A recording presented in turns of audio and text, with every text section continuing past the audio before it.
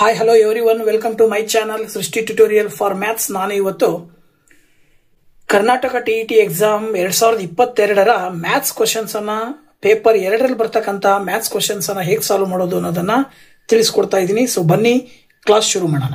So ನೋಡಿ, 99ನೇ question ಹೇಳುತ್ತೆ, ಬಹುಪದೋಕ್ತಿ 3x⁴ plus 4x³ plus 4x - 1 ಇದನ್ನು x+1 ನಿಂದ ಭಾಗಿಸಿದಾಗ ಬರುವ ಶೇಷವು ಅಂತ ಕೇಳಿದರು. ಸೊ ಇಲ್ಲಿ ಭಾಗಿಸಿದಾಗ ಅಂತ ಕೊಟ್ಟಿರೋದ್ರಿಂದ ನಾವು ಭಾಗಾಕಾರ ವಿಧಾನವನ್ನು ಬಳಸಿ x+1 ಇದು ಚಿಕ್ಕ ಒಂದು ಬೀಜೋಕ್ತಿ ಆಗುತ್ತೆ. ಈ ಪವರ್ ಜಾಸ್ತಿ ಇರುವಂತಹ ಬೀಜೋಕ್ತಿಯನ್ನ ನಾವು ದೊಡ್ಡ ಬೀಜೋಕ್ತಿ ಅಂತ ಕರಿತೀವಿ. ಸೊ ಚಿಕ್ಕ ಬೀಜೋಕ್ತಿಯಲ್ಲಿ ದೊಡ್ಡ ಬೀಜೋಕ್ತಿಯನ್ನ ಭಾಗಾಕಾರ ವಿಧಾನದಿಂದ ಭಾಗಿಸೋದ್ರ ಮೂಲಕ ಏನ್ ಮಾಡಬಹುದು, ಶೇಷ ಎಷ್ಟು ಬರುತ್ತೆ ಅನ್ನೋದನ್ನ ಹೇಳ್ಬಹುದು. ನೋಡಿ ಹೇಗ್ ಮಾಡೋದು, ಇಲ್ಲಿ x+1 ಬರ್ಕೋಬೇಕು, ಪಕ್ಕದಲ್ಲಿ ಇದಿಷ್ಟನ್ನ ಬರ್ಕೊಂಡು ಬೀಜೋಕ್ತಿಯನ್ನ ಬರ್ಕೊಂಡ ನಂತರದಲ್ಲಿ ಇಲ್ಲಿ ಮೊದಲನೇ ಟರ್ಮ್ ಯಾವ್ದಿದೆ, ಮೊದಲನೇ ಟರ್ಮು 3x⁴ ಅಂತಿದೆ. ಸೊ ಈ ಮೊದಲನೇ ಟರ್ಮು ಮತ್ತೆ ಇದರಲ್ಲಿರುವ ಮೊದಲನೇ ಟರ್ಮ್ ಅನ್ನ ಈ ಬೀಜೋಕ್ತಿಯಲ್ಲಿ ಬರುವ ಮೊದಲನೇ ಟರ್ಮು ಮತ್ತೆ ಈ ಬೀಜೋಕ್ತಿಯಲ್ಲಿ ಬರುವ ಮೊದಲನೇ ಟರ್ಮ್ ಅನ್ನ ತಗೊಂಡು ಇದರಿಂದ ಇದನ್ನ ಭಾಗಾಕಾರ ಮಾಡಬೇಕು ಅಂದ್ರೆ x ಇದ್ದಿದ್ದು 3x⁴ ಆಗ್ಬೇಕಂದ್ರೆ ನೀವು ಯಾವ ಸಂಖ್ಯೆಯಿಂದ ಗುಣಾಕಾರ ಮಾಡ್ತೀರಾ. ಇಲ್ಲಿ x ಇದೆ ಅಂದ್ರೆ ಪಕ್ಕದಾಗಿ ನಾವು ಸಹ ಗುಣಾಕ 3 ಅಂತ ಬರ್ಕೊಳ್ತೀವಿ. ಇಲ್ಲಿ 1x ಇದೆ, ಇಲ್ಲಿ 4x ಇದೆ ಅಂದ್ರೆ x³ ನಿಂದ ನೀವು ಗುಣಾಕಾರ ಮಾಡಿದ್ರೆ 3x⁴ ಬರುತ್ತೆ. ಅದ್ರ ಪ್ರಕಾರ ಇಲ್ಲಿ ಏನ್ ಬರುತ್ತೆ, x × 3x³ ಮಾಡಿದ್ರೆ 3x⁴ ಬರುತ್ತೆ. ಪ್ಲಸ್ ಈ 1ರಿಂದ ಇದನ್ನ ಗುಣಾಕಾರ ಮಾಡಿದ್ರೆ 1 × 3 ಮಾಡಿದ್ರೆ 3x⁴ ಬರುತ್ತೆ. ನೆಕ್ಸ್ಟ್ ಹಂತ ಕಳಿಬೇಕು. ಕಳಿಬೇಕಾದಾಗ ಚಿಹ್ನೆಗಳೆಲ್ಲವೂ ಕೂಡ ಚೇಂಜ್ ಆಗ್ತವೆ. ಸೊ ಪ್ಲಸ್ ಇದು ಮೈನಸ್ ಆಗುತ್ತೆ, ಇಲ್ಲೂ ಕೂಡ ಪ್ಲಸ್ ಇದೆ ಅಂದ್ರೆ ಇದು ಮೈನಸ್ ಆಗುತ್ತೆ. ಇವೆರಡು ಕ್ಯಾನ್ಸಲ್ ಆಗ್ತವೆ. ಎರಡಕ್ಕೂ ಚಿಹ್ನೆ ಮೈನಸ್ ಇರೋದ್ರಿಂದ, ಸಾರಿ, ಒಂದು ಪ್ಲಸ್ ಒಂದು ಚಿಹ್ನೆ ಮೈನಸ್ ಇರೋದ್ರಿಂದ 4ರಲ್ಲಿ 3 ಕಳೆದ್ರೆ x³ ಅಂತ ಬರುತ್ತೆ. ಇಲ್ಲಿ ನಿಮಗೆ x² ಅನ್ನ ಕೊಟ್ಟಿಲ್ಲ. ಸೊ x² ಕೊಟ್ಟಿಲ್ಲ ಅಂದ್ರೆ ಅಲ್ಲಿ ಆಕ್ಚುಲಿ ಏನಾಗಿರ್ಬೇಕು ಅಂತ ಹೇಳಿದ್ರೆ ಎಲ್ಲಾ ಟರ್ಮ್ಸ್ ಇರಬೇಕು. ಪವರ್ 4 ನಿಂದ ಸ್ಟಾರ್ಟ್ ಆಗಿ ಕಂಟಿನ್ಯೂಸ್ ಆಗಿ ಇರಬೇಕಾಗತ್ತೆ. ಆರ್ಡರ್ಲಿ ಪವರ್ ಗಳನ್ನ ಅಡ್ಜಸ್ಟ್ ಮಾಡಿರ್ಬೇಕು. ಯಾವುದಕ್ಕೆ ಪವರ್ ಇರಲ್ವೋ, ಯಾವ ಪವರ್ ಇರಲ್ವೋ ಅದನ್ನ 0 ಅಂತ ತಗೊಳ್ಬೇಕು. ಇಲ್ಲಿ x² ಇಲ್ಲದೆ ಇರೋದ್ರಿಂದ ನಾನು ಅದನ್ನ 0x² ಅಂತ ತಗೊಂಡಿದ್ದೀನಿ. ಸೊ ಈಗ ಪ್ಲಸ್ ಇನ್ನು ಉಳಿದಿರೋದೇನು, 0x² ಪ್ಲಸ್ 4x - 1 ಅಂತ ಬರುತ್ತೆ. ನೆಕ್ಸ್ಟ್ ಮತ್ತೆ ಇದೇ ಟರ್ಮ್, ಮೊದಲನೇ ಟರ್ಮ್ ಮತ್ತೆ ಈ ಟರ್ಮ್ ಅನ್ನು ತಗೊಂಡಾಗ ಇದು x ಇದೆ, ಇಲ್ಲಿ x³ ಇದೆ. ಸೊ ನೀವು x² ಇಂದ ಗುಣಾಕಾರ ಮಾಡಬೇಕಾಗತ್ತೆ. x × x² ಮಾಡಿದ್ರೆ x³ ಬರುತ್ತೆ. ಪ್ಲಸ್ 1 × x² ಮಾಡಿದ್ರೆ x² ಬರುತ್ತೆ. ನೆಕ್ಸ್ಟ್ ಅದೇ ಹಂತ ವ್ಯವಕಲನ ಮಾಡಿದಾಗ ಚಿಹ್ನೆಗಳೆರಡು ಕೂಡ ಚೇಂಜ್ ಆಗ್ತವೆ. ಚಿಹ್ನೆಗಳೆರಡು ಚೇಂಜ್ ಆಯ್ತು ಅಂದ್ರೆ x³ ಕ್ಯಾನ್ಸಲ್ ಆಗುತ್ತೆ. ಇಲ್ಲಿ -x² ಉಳಿತದೆ. ಹಾಗೇನೆ 4x - 1 ಅಂತ ಬರ್ಕೊಳ್ಬಹುದು. ನೀವು ಉಳಿದಿರುವ ಟರ್ಮ್ಸ್ ಅನ್ನ ಕೆಳಗಡೆ ಹಾಗೆ ಬರ್ಕೊಳ್ಬೇಕು. ಇದಾದ ನಂತರ ನೆಕ್ಸ್ಟ್ ಸ್ಟೆಪ್ ಮತ್ತೆ ಇಲ್ಲಿ -x² ಇದ್ದಿದ್ದು ಏನಾಗಬೇಕು ಅಂತ ಹೇಳಿದ್ರೆ x ಇದ್ದಿದ್ದು ಏನಾಗುತ್ತೆ, -x ಇಂದ ಗುಣಾಕಾರ ಮಾಡಿದ್ರೆ ಪ್ಲಸ್ ಇಂಟು ಮೈನಸ್ ಬರುತ್ತೆ. ಹಾಗೆ x × x² ಬರುತ್ತೆ. Next plus into minus 1 × x ಮಾಡಿದ್ರೆ x ಬರುತ್ತೆ.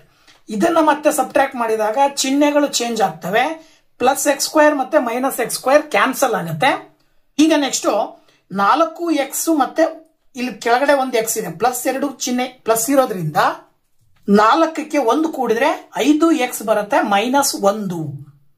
ಈಗ ನೆಕ್ಸ್ಟ್ ಸ್ಟೆಪ್ ಮತ್ತೆ ಇದರಲ್ಲಿ 5x ಇದೆ, ಇಲ್ಲಿ x ಇದ್ದಿದ್ದು 5x ಯಾವಾಗ ಆಗತ್ತೆ ಅಂದ್ರೆ +5ರಿಂದ ನೀವು ಗುಣಾಕಾರ ಮಾಡಿದಾಗ. ಸೊ +5ರಿಂದ ಗುಣಾಕಾರ ಮಾಡಿದ್ರೆ x × 5 5x ಪ್ಲಸ್ 1 × 5 5 ಬರುತ್ತೆ. ಈಗ ಮತ್ತೆ ವ್ಯವಕಲನ ಮಾಡಿದ್ರೆ ಚಿಹ್ನೆಗಳು ಚೇಂಜ್ ಆಗ್ತವೆ. 5x ಕ್ಯಾನ್ಸಲ್ ಆಗತ್ತೆ. ಇಲ್ಲಿ ನೋಡಿದ್ರೆ ಕಾನ್ಸ್ಟೆಂಟ್ ನಂಬರ್ಸ್ ಅಲ್ಲಿ ಎರಡಕ್ಕೂ ಚಿಹ್ನೆ ಮೈನಸ್ ಇರೋದ್ರಿಂದ ಏನ್ ಬರುತ್ತೆ, -r ಬರುತ್ತೆ. ಹಾಗಾಗಿ ಶೇಷ -r ಬರ್ತಾ ಇದೆ. ಅದ್ರ ಪ್ರಕಾರ ನಿಮಗೆ ಕೊಟ್ಟಿರುವ ಆಪ್ಷನ್ ಅಲ್ಲಿ 4ನೇ ಆಪ್ಷನ್ ಅಲ್ಲಿ ಆ ಒಂದು ಉತ್ತರ ಕಂಡು ಬರುತ್ತೆ. ಅದನ್ನ ಆನ್ಸರ್ ಅಂತ ಹೇಳಿ ನಾವು ಆಯ್ಕೆ ಮಾಡಬೇಕಾಗತ್ತೆ. ನೆಕ್ಸ್ಟ್ 100th ಕ್ವಶನ್ ಏನ್ ಹೇಳುತ್ತೆ ನೋಡೋಣ. a(3,2) ಮತ್ತು b(x,6) ಎರಡು ಬಿಂದುಗಳ ನಡುವಿನ ದೂರವು 5 ಮಾನಗಳು ಆದರೆ x ನ ಬೆಲೆಯು ಅಂತೇಳಿ. ಸೊ ನಮಗೆ ದೂರವನ್ನ ಕಂಡುಹಿಡಿಯಲಿಕ್ಕೆ ಕೋಆರ್ಡಿನೇಷನ್ ಜಿಯೋಮೆಟ್ರಿನಲ್ಲಿ ಒಂದು ಫಾರ್ಮುಲಾ ಬರುತ್ತೆ. Distance = √(x2 - x1) plus y2 minus y1 whole square ಅಂತ ಹೇಳಿ. ಸೊ ಆ ಒಂದು ಸೂತ್ರದ ಪ್ರಕಾರ ನಿಮಗೆ ಎ ಬಿ ಯ ಡಿಸ್ಟೆನ್ಸ್ ಅನ್ನು ಅವರೇ ಕೊಟ್ಬಿಟ್ಟಿದ್ದಾರೆ 5 ಮಾನಗಳು ಅಂತ. ಬಟ್ ಪಾಯಿಂಟ್ಗಳಲ್ಲಿ ಒಂದು ಪಾಯಿಂಟ್ ಅನ್ನ ಕೊಟ್ಟಿಲ್ಲ, ಅದನ್ನ ಎಕ್ಸ್ ಅಂತ ಕೊಟ್ಟಿದ್ದಾರೆ. ಸೊ ನಾವು ಎಕ್ಸ್ ನ ಬೆಲೆಯನ್ನ ಕಂಡುಹಿಡಿಬೇಕು. ಸೊ ಹೇಗೆ ಕಂಡುಹಿಡಿಬಹುದು ಅಂತ ಹೇಳಿದ್ರೆ ನೋಡಿ, ಎ ಪಾಯಿಂಟ್ ಗಳನ್ನ x1 y1 ಅಂತ ತಗೊಳ್ರಿ, ಹಾಗೆ ಬಿ ನ ಪಾಯಿಂಟ್ಸ್ ಅನ್ನ x2 y2 ಅಂತ ತಗೊಳ್ರಿ. ಸೊ ಫಾರ್ಮುಲಾ ಬಂದ್ಬಿಟ್ಟು square root of x2 minus x1 whole square plus y2 minus y1 whole square that is equal to A B ಅಂತ ತಗೊಂಡ್ರೆ, ಈಗ x2 ಅಂತ ಹೇಳಿದ್ರೆ x ಅಂತ ತಗೋತೀವಿ, ಮೈನಸ್ 3x1 ಆಗುತ್ತೆ, ಪ್ಲಸ್ y2 ಅಂತ ಹೇಳಿದ್ರೆ 6 minus 2 whole square is equal to A B ನ ಡಿಸ್ಟೆನ್ಸ್ ಅವರೇ ಕೊಟ್ಟಿರೋದ್ರಿಂದ, ದೂರವನ್ನು ಅವರೇ ಕೊಟ್ಟಿರೋದ್ರಿಂದ ನಾವು 5 ಅಂತ ತಗೊಳ್ತೀವಿ. ಈಗ ನಾವಿಲ್ಲಿ ಏನ್ ಮಾಡಬಹುದು ಅಂದ್ರೆ ಸ್ಕ್ವೇರಿಂಗ್ ಆನ್ ಬೋತ್ ಸೈಡ್, ಈ ಎರಡೂ ಟರ್ಮ್ಸ್ ಗೆ ಲೆಫ್ಟ್ ಸೈಡ್ಗೂ ರೈಟ್ ಸೈಡ್ಗೂ ಎರಡೂ ಕಡೆ ಸ್ಕ್ವೇರ್ ಮಾಡಿದಾಗ ಇದಿಷ್ಟಕ್ಕೂ ಸ್ಕ್ವೇರ್ ಬರುತ್ತೆ, ಮತ್ತೆ ಇಲ್ಲಿ 5ಕ್ಕೆ ಸ್ಕ್ವೇರ್ ಬರುತ್ತೆ. ನಾವಿಲ್ಲಿ ಸ್ಕ್ವೇರಿಂಗ್ ಮಾಡ್ತಕ್ಕಂಥ ಉದ್ದೇಶ ಇಲ್ಲಿರುವ ರೂಟ್ ಅನ್ನ ಕ್ಯಾನ್ಸಲ್ ಮಾಡಬೇಕು. ರೂಟ್ ಯಾವಾಗ ಕ್ಯಾನ್ಸಲ್ ಆಗುತ್ತೆ ಅಂದ್ರೆ ಸ್ಕ್ವೇರ್ ಮಾಡಿದಾಗ ಈ ಸ್ಕ್ವೇರ್ ರೂಟ್ ಕ್ಯಾನ್ಸಲ್ ಆಗುತ್ತೆ. ಸೊ ಆಗ ನೀವು ಸುಲಭವಾಗಿ ಏನಂತ ಬರ್ಕೊಳ್ಬಹುದು, ಇಲ್ಲಿ X minus 3 whole square plus 6ರಲ್ಲಿ 2 ಕಳೆದ್ರೆ 4 square is equal to 5 square ಅಂತ ಬರೀಬಹುದು. ಸೊ ಇದಾದ ನಂತರ ನೋಡಿ ಇಲ್ಲಿ ಏನಾಗುತ್ತೆ, ಎಕ್ಸ್ ಮೈನಸ್ 3 ಹೋಲ್ ಸ್ಕ್ವೇರ್ ಅಂದ್ರೆ A minus B whole square formula ಬರೀಬೇಕು. A minus B whole square formula ಬರೆದಾಗ ಏನಾಗುತ್ತೆ, A square minus 2ab plus B square ಅಂತ ಹೇಳಿ. ಅದ್ರ ಪ್ರಕಾರ x square minus 2 into 3x into x ಅಂತ ಬರುತ್ತೆ. ಸರಿ ಇದೆ, 2 into 3x plus 3 square is equal to 5 square ಅಂತ ಹೇಳಿದ್ರೆ ಎಷ್ಟು ಬರುತ್ತೆ, 25 ಬರುತ್ತೆ. ಈಗ ನಾನು 4 ಸ್ಕ್ವೇರ್ ನ ಆ ಕಡೆ ಕಳಿಸಿದ್ರೆ ಮೈನಸ್ 16 ಆಗುತ್ತೆ. ಈಗ x square minus 2 3 6x plus 3 square ಮಾಡಿದ್ರೆ 9 ಬರುತ್ತೆ. ದಟ್ ಈಸ್ ಈಕ್ವಲ್ ಟು 25ರಲ್ಲಿ 16 ಕಳೆದ್ರೆ 9 ಬರುತ್ತೆ. ಈಗ ನೀವೇನ್ ಮಾಡಬಹುದು, x square minus 6x is equal to ಈ 9 ಜೊತೆಗೆ ಈ ಪ್ಲಸ್ 9 ರೈಟ್ ಸೈಡ್ ಇಂದ ಲೆಫ್ಟ್ ಸೈಡ್ ಇಂದ ರೈಟ್ ಸೈಡ್ ಕಳಿಸಿದ್ರೆ ಮೈನಸ್ 9 ಆಗುತ್ತೆ. So that plus 9 minus 9 cancel. ಈಗ ಉಳಿದಿರೋದು ಎಕ್ಸ್, ಈ ಉಳಿದಿರುವಂತಹ ಟರ್ಮ್ ಅಲ್ಲಿ ಎಕ್ಸ್ ಕಾಮನ್ ತಗೊಂಡ್ರೆ ನೀವು ಎಕ್ಸ್ ಮೈನಸ್ 6 ಆಗುತ್ತೆ. ದಟ್ ಈಸ್ ಈಕ್ವಲ್ ಟು ಇಲ್ಲಿ ಏನು ಉಳಿದಿದೆ, 0 ಉಳಿದಿದೆ. ಸೊ ಈಗ ಎಕ್ಸ್ ಇಸ್ ಈಕ್ವಲ್ ಟು 0 ಅಂತ ಒಂದ್ಸರಿ ಬರ್ಕೊಳ್ಬಹುದು, ಇನ್ನೊಂದ್ಸರಿ x minus 6 is equal to 0 ಅಂತ ಬರ್ಕೊಳ್ಬಹುದು. ಆಗ x is equal to minus 6 equal ಇಂದ ಆ ಕಡೆ ಹೋದ್ರೆ ಪ್ಲಸ್ 6 ಬರುತ್ತೆ. ಅಂದ್ರೆ ನಿಮಗೆ ಎಕ್ಸ್ ಗೆ 2 ಬೆಲೆಗಳು ಬರ್ತಾವೆ. ಒಂದು ಎಕ್ಸ್ ಇಸ್ ಈಕ್ವಲ್ ಟು 0 ಬರುತ್ತೆ, ಇನ್ನೊಂದು ಎಕ್ಸ್ ಇಸ್ ಈಕ್ವಲ್ ಟು 6. 2 ಬೆಲೆಗಳನ್ನ ಅಲ್ಲಿ ಹಾಕಬಹುದು. ಬಟ್ ನಿಮಗೆ ಕೊಟ್ಟಿರುವ ಆಪ್ಷನ್ ಅಲ್ಲಿ 6 ಇರೋದ್ರಿಂದ ನೀವು 3ನೇ ಒಂದು ಆಪ್ಷನ್ ಅನ್ನ ಆಯ್ಕೆ ಮಾಡಬೇಕಾಗತ್ತೆ. 6 ಇಸ್ ದ ಆನ್ಸರ್ ಅಂತ ಹೇಳಿ ನಾವಿಲ್ಲಿ ಸುಲಭವಾಗಿ ಹೇಳ್ಬಹುದು. ನೆಕ್ಸ್ಟ್ ನೋಡಿ, ಇಲ್ಲಿ 101 ಕ್ವಶನ್, 101ನೇ ಕ್ವಶನ್ ಏನ್ ಹೇಳುತ್ತೆ, ಒಂದು ವಸ್ತುವಿನ ನಮೂದಿಸಿದ ಬೆಲೆಯ ಮೇಲೆ ಒಂದರ ನಂತರ ಒಂದರಂತೆ 2 ಬಾರಿ 20% ರಿಯಾಯಿತಿಯನ್ನು ನೀಡಿದರೆ ಆ ವಸ್ತುವಿನ ನಮೂದಿಸಿದ ಬೆಲೆಯ ಮೇಲೆ ನೀಡಿದ ಒಟ್ಟು ರಿಯಾಯಿತಿ ಅಂತ ಕೇಳಿದ್ದಾರೆ. ನೋಡಿ ಇಲ್ಲಿ ಏನ್ ಮಾಡಬಹುದು, ಈಗ ನಮಗೆ ಒಂದು ವಸ್ತುವಿನ ನಮೂದಿಸಿದ ಬೆಲೆ ಗೊತ್ತಿಲ್ಲ, ನಾನು ಹಂಗೆ ಅಂದಾಜು ಏನ್ ಮಾಡ್ತೀನಿ ಅಂದ್ರೆ 500 ಅಂತ ತಗೊಳ್ತೀನಿ. ಸೊ ನಮಗೆ ಲೆಕ್ಕ ಮಾಡ್ಲಿಕ್ಕೆ ಈಸಿ ಆಗತ್ತೆ ಅನ್ನೋ ಉದ್ದೇಶಕ್ಕೆ ಒಂದು ವಸ್ತುವಿನ ನಮೂದಿಸಿದ ಬೆಲೆಯನ್ನ 500 ರೂಪಾಯಿ ಅಂತ ತಗೊಂಡ್ರೆ ಅಲ್ಲಿ ನಾವು 2 ಬಾರಿ ರಿಯಾಯಿತಿಯನ್ನ ಕೊಟ್ಟಿದ್ದಾರೆ ಅವರು. ಸೊ ಮೊದಲನೇ ಬಾರಿಯ ರಿಯಾಯಿತಿಯನ್ನ ತಗೊಂಡಾಗ, ಒಂದನೇ ರಿಯಾಯಿತಿ ತಗೊಂಡ್ರೆ ರಿಯಾಯಿತಿ ಎಷ್ಟು, 20% ಅಂದ್ರೆ 100ಕ್ಕೆ 20 ಆದ್ರೆ ಇಂಟು 500ಕ್ಕೆ ಎಷ್ಟಾಗತ್ತೆ. ಸೊ 100ಕ್ಕೆ 20 ಆದ್ರೆ 500ಕ್ಕೆ ಎಷ್ಟಾಗತ್ತೆ ಅಂತ ಹೇಳಿದ್ರೆ ಎಷ್ಟು ಬರುತ್ತೆ, 25 100 ರೂಪಾಯಿ ಬರುತ್ತೆ. ಇದು ಮೊದಲನೇ ರಿಯಾಯಿತಿ 100 ರೂಪಾಯಿ. ಸೊ 100 ರೂಪಾಯಿ ರಿಯಾಯಿತಿ ಕೊಟ್ಟ ನಂತರದಲ್ಲಿ ನಾವು ತಗೊಂಡಿದ್ದು 500 ರೂಪಾಯಿ ಅಲ್ವಾ, ಆ 500 ರೂಪಾಯಿದಲ್ಲಿ 100 ರೂಪಾಯಿ ರಿಯಾಯಿತಿಯನ್ನ ಕಳೆದ್ರೆ ಎಷ್ಟು ಉಳಿತು, ಇನ್ನ 400 ರೂಪಾಯಿ ಆಯ್ತು ಅದರ ಬೆಲೆ. ಈ ನಮೂದಿಸಿದ ಬೆಲೆಯನ್ನ ಮತ್ತೆ 400 ಅಂತ ತಗೊಂಡ್ರೆ ಇಲ್ಲಿ 2ನೇ ರಿಯಾಯಿತಿಗೆ ಮತ್ತೆ 20% ರಿಯಾಯಿತಿಯನ್ನ ನೀಡಬೇಕು. ಅಲ್ಲಿಗೆ 100ಕ್ಕೆ 20 ಆದ್ರೆ ಇಂಟು 400ಕ್ಕೆ ಬರ್ಕೊಳ್ಬೇಕು. ಇಲ್ಲಿ ರಿಯಾಯಿತಿಯ ನಂತರ 400 ಬರ್ತಾ ಇದೆ ಅಂದ್ರೆ 0 ಕ್ಯಾನ್ಸಲ್ ಆದ್ರೆ 2 4 8 80 ರೂಪಾಯಿ ಬರುತ್ತೆ. ಅಲ್ಲಿಗೆ ಟೋಟಲ್ ಎಷ್ಟಾಯ್ತು, 100 ರೂಪಾಯಿ ಮೊದಲನೇ ಬಾರಿಯ ರಿಯಾಯಿತಿ, 2ನೇ ಬಾರಿಯ ರಿಯಾಯಿತಿ 80 ರೂಪಾಯಿ, ಒಟ್ಟು ರಿಯಾಯಿತಿ ಎಷ್ಟಾಯ್ತು, 180 ರೂಪಾಯಿ ಆಯ್ತು. ಅಲ್ಲಿಗೆ ಈ 180 ರೂಪಾಯಿ ಅನ್ನೋದನ್ನ ಶೇಕಡಾ ರೂಪದಲ್ಲಿ ಹೇಳೋದಾದ್ರೆ ಎಷ್ಟು ಬರುತ್ತೆ? ಸೊ ಶೇಕಡಾ ರಿಯಾಯಿತಿ ಬೇಕು ಅಂತ ಹೇಳಿದ್ರೆ ನಾವೇನ್ ಮಾಡಬಹುದು ಇಲ್ಲಿ ಎಕ್ಸ್ ಡಿವೈಡೆಡ್ ಬೈ 100 ಇಂಟು ಎಷ್ಟು ಆಕ್ಚುಲಿ ಟೋಟಲ್ ರಿಯಾಯಿತಿ ಬಂದಿರೋದು 180. ಈ 180 ಅನ್ನೋದು ಎಷ್ಟು ರೂಪಾಯಿಗೆ ಬಂದಿದೆ? 500 ರೂಪಾಯಿಗೆ 180 ರೂಪಾಯಿ ರಿಯಾಯಿತಿ ಬಂದಿದೆ. ಅದನ್ನ ಇಂಟು 100 ರೂಪದಲ್ಲಿ ಹೇಳ್ಬೇಕು, ನಾವು ಶೇಕಡಾ ಮಾನದಲ್ಲಿ ಹೇಳ್ಬೇಕು. ಆಗ 0,0,0,0 ಕ್ಯಾನ್ಸಲ್ ಆಗತ್ತೆ. 5ರಿಂದ 180 ಭಾಗಾಕಾರ ಮಾಡಿದ್ರೆ 5 3 15 ಬರುತ್ತೆ. ನೆಕ್ಸ್ಟ್ ಇನ್ನೆಷ್ಟು ಉಳಿತು? 3 ಉಳಿತು. 5 6 30. ಅಂದ್ರೆ ಒಟ್ಟು ಅವರು ನಮಗೆ ನೀಡಿರುವಂತಹ ರಿಯಾಯಿತಿಯನ್ನ ಶೇಕಡಾ ರೂಪದಲ್ಲಿ ಹೇಳಿದಾಗ 36% ಬರುತ್ತೆ. ಸೊ ಅಂದ್ರೆ ಅಲ್ಲಿಗೆ ಒಟ್ಟು 36% ರಿಯಾಯಿತಿನ ನಮಗೆ ನೀಡಿದ ಹಾಗಾಯ್ತು. ಹಾಗಾಗಿ ಮೊದಲನೇ ಆಪ್ಷನ್ ಅಲ್ಲಿ ಇರ್ತಕ್ಕಂತಹ 36% ಅಂತಕ್ಕಂಥ ಆನ್ಸರ್ ನಾವಿಲ್ಲಿ ಆಯ್ಕೆ ಮಾಡಬೇಕು. ನೆಕ್ಸ್ಟ್ 102ನೇ ಕ್ವಶನ್ ನೋಡೋದಾದ್ರೆ, ತ್ರಿಭುಜ ಎಬಿಸಿಯಲ್ಲಿ ಡಿಇ ಸಮಾಂತರ ಬಿಸಿ. ಅಂದ್ರೆ ಇಲ್ಲಿ ತ್ರಿಭುಜ ಎಬಿಸಿ ಕೊಟ್ಟಿದ್ದಾರೆ. ಎಬಿಸಿ ನಲ್ಲಿ ಎಬಿಯ ಮೇಲೆ ಡಿ ಅನ್ನೋ ಪಾಯಿಂಟ್ ಇದೆ, ಎಸಿಯ ಮೇಲೆ ಇ ಅನ್ನೋ ಪಾಯಿಂಟ್ ಇದೆ. ಈ ಎರಡನ್ನ ಸೇರಿಸಿದಾಗ ಡಿಇ ಏನಾಗಿದೆ? ಬಿಸಿಗೆ ಪ್ಯಾರಲಲ್ ಆಗಿದೆ ಅಂತ ಹೇಳುತ್ತೆ. ಇದ್ರ ಪ್ರಕಾರ ಎಡಿ ಇಸ್ ಈಕ್ವಲ್ ಟು 1.5. ಎಡಿ ಕೊಟ್ಟಿದ್ದಾರೆ ಅವರು 1.5 ಸೆಂಟಿಮೀಟರ್ ಇರುತ್ತಂತೆ. ಹಾಗೆ ಎಬಿ ಕೊಟ್ಟಿದ್ದಾರೆ, ಟೋಟಲ್ ಎಬಿಯ ಲೆಂತ್ ಬಂದ್ಬಿಟ್ಟು 4.5 ಸೆಂಟಿಮೀಟರ್ ಬರುತ್ತೆ.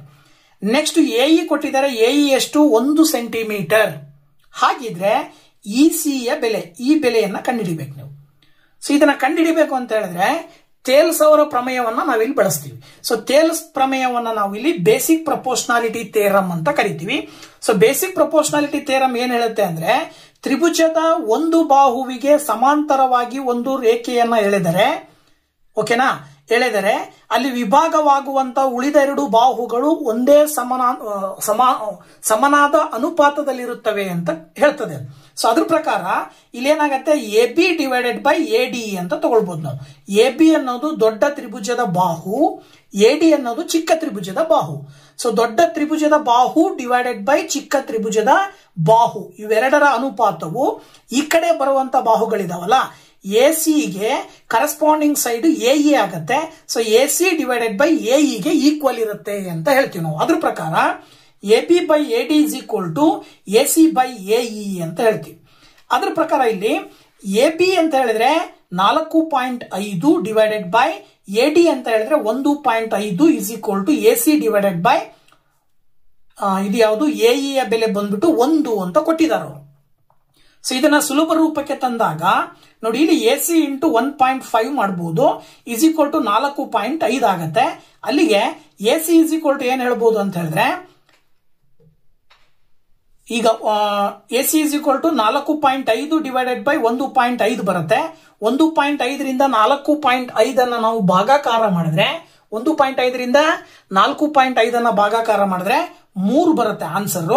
ಸೊ ಇಲ್ಲಿ ಟೋಟಲ್ ಇದೇನಿದು 3 ಸೆಂಟಿಮೀಟರ್ ಆಯ್ತು. ಎಸಿಯ ಲೆಂತ್ 3 ಸೆಂಟಿಮೀಟರ್. ನಮಗೆ ಬೇಕಾಗಿರೋದು ಇಸಿ. ಸೊ ಇಸಿ ಬೇಕು ಅಂದ್ರೆ ಟೋಟಲ್ ಎಸಿ ನಲ್ಲಿ ಎಇ ಅನ್ನ ಕಳೆದಾಗ ಇಸಿಯ ಲೆಂತ್ ಎಷ್ಟು ಅನ್ನೋದು ಸಿಗುತ್ತೆ. ಹಾಗಾಗಿ EC is equal to AC 3 ಬಂದಿದೆ, ಎಇ ಅವರೇ ಕೊಟ್ಟಿದ್ದಾರೆ 1. ಸೊ 3ರಲ್ಲಿ 1 ಕಳೆದ್ರೆ 2 ಸೆಂಟಿಮೀಟರ್ ಬರುತ್ತೆ. ಇದೇನಾಗಿರುತ್ತೆ? ಇಸಿಯ ಉದ್ದ. ಸೊ ಇಸಿಯ ಉದ್ದ 2 ಸೆಂಟಿಮೀಟರ್ ಬರುತ್ತೆ. ಆಪ್ಷನ್ 2ರಲ್ಲಿ ಆ ಒಂದು ಉತ್ತರ ಇದೆ. ಸೊ ಆ ಒಂದು ಉತ್ತರವನ್ನು ನಾವು ಆಯ್ಕೆ ಮಾಡಬಹುದು. ಇನ್ನ 103ನೇ ಕ್ವಶನ್ ಏನ್ ಹೇಳುತ್ತೆ? ಸುತ್ತಳತೆ 15 ಸೆಂಟಿಮೀಟರ್ ಮತ್ತು ಅಗಲವು 2/3 ಸೆಂಟಿಮೀಟರ್ ಇರುವ ಆಯತದ ಉದ್ದ ಅಂತ ಕೇಳಿದ್ದಾರೆ. ಸೊ ಆಯತದ ಸುತ್ತಳತೆ ಕೊಟ್ಟಿದ್ದಾರೆ ಮತ್ತೆ ಅಗಲ ಕೊಟ್ಟಿದ್ದಾರೆ, ನೀವು ಉದ್ದವನ್ನ ಕಂಡುಹಿಡಿಬೇಕು. ಸೊ ನೋಡಿ, ಇಲ್ಲಿ ಸುತ್ತಳತೆ 15 ಸೆಂಟಿಮೀಟರ್ ಕೊಟ್ಟಿದ್ದಾರೆ. ಸೊ ಅದ್ರ ಪ್ರಕಾರ ಸುತ್ತಳತೆ ಇಸ್ ಈಕ್ವಲ್ ಟು 15 ಅಂತ ತಗೊಂಡ್ರೆ ನಾವು ಆಯತದ ಸುತ್ತಳತೆಯನ್ನ ಕಂಡುಹಿಡಿಯಲಿಕ್ಕೆ ಒಂದು ಸೂತ್ರವನ್ನ ಬಳಕೆ ಮಾಡ್ತೀವಿ. ಏನದು ಸೂತ್ರ ಅಂತ ಹೇಳಿದ್ರೆ 2 into L plus B is equal to 15 ಅಂತ ಹೇಳಿ. ಅಲ್ಲಿಗೆ ಇಲ್ಲಿ 2 ಇಂಟು ಎಲ್ ಅಂತ ಹೇಳಿದ್ರೆ ಏನೋ ಗೊತ್ತಿಲ್ಲ, ನಾವು ಕಂಡುಹಿಡ್ಕೋಬೇಕು. ಬಿ ಅಂತ ಹೇಳಿದ್ರೆ 2/3 ಅಂತ ಕೊಟ್ಟಿದ್ದಾರೆ, that is equal to 15. L plus, ಈಗ ಇದನ್ನ ನಾವು ಏನು ಮಿಶ್ರ ಭಿನ್ನ ರಾಶಿಯನ್ನ ವಿಷಮ ಭಿನ್ನ ರಾಶಿಯಾಗಿ ಬದಲಾವಣೆ ಮಾಡಿದ್ರೆ ಏನ್ ಬರುತ್ತೆ? 3 2 6 2 8 ಡಿವೈಡೆಡ್ ಬೈ 3 ಬರುತ್ತೆ. ಈ 2 ಈಕ್ವಲ್ ಇಂದ ಆ ಕಡೆ ಕಳಿಸಿದ್ರೆ ಡಿವೈಡೆಡ್ ಬೈ 2 ಆಗುತ್ತೆ. ಓಕೆನಾ? ಇನ್ನ ನೆಕ್ಸ್ಟ್ ಏನ್ ಮಾಡಬಹುದು? L is equal to 15 divided by 2 plus 8 divided by 3 ಅನ್ನ ಈಕ್ವಲ್ ಇಂದ ಆ ಕಡೆ ಕಳಿಸಿದ್ರೆ -8 divided by 3 ಆಗುತ್ತೆ. ಈಗ ನೋಡಿ L is equal to 2 ಮತ್ತೆ 3 ಕೆಲ್ಸಿಯಂ 6 ಬರುತ್ತೆ.